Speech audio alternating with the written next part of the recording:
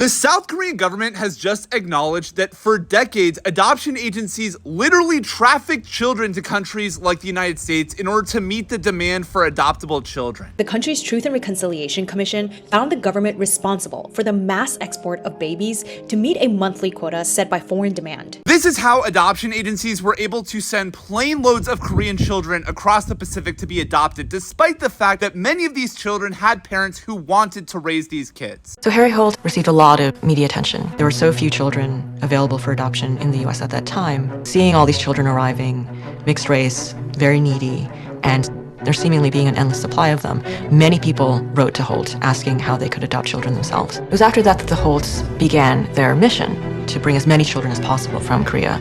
To the Holts, this was a business. They often overlooked minimum standards, they honored adopters' specifications for age and sex, and they were happy to accept couples who had been rejected by other adoption agencies. The Holts saw Korea as a backward country whose children deserved to be rescued. To the Holts, America was just better than Korea. The demand for mixed-race children in the US started to escalate.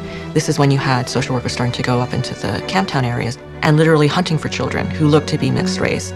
We used to go out looking for the prostitute areas, and we'd take along the album of pictures of children and families. We'd say, we can provide a good home for your child if you want to give it to us. And we had agreements that the orphanage directors were supposed to give us their amores and children.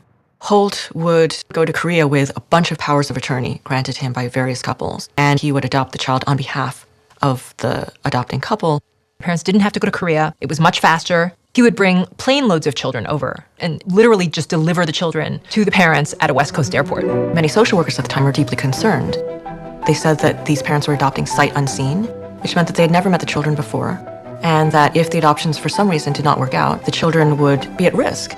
Capitalism and American exceptionalism created a marketplace for Korean children. And I don't know what's more tragic, the fact that it took decades for these crimes to come to light, or the fact that children are still being shipped to America, fingers crossed, hoping that nothing bad happens to them.